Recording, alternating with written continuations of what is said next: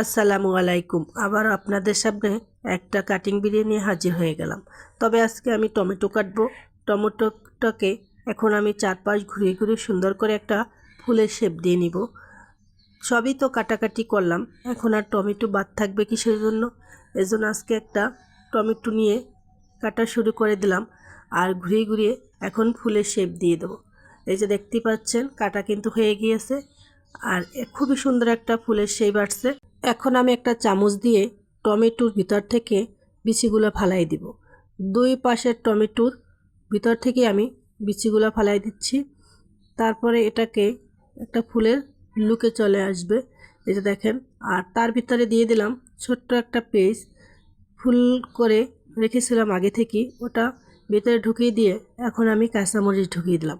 এই কাজটা আপনারা চাইলে পেঁয়াজের কলি দিয়েও করতে পারবেন।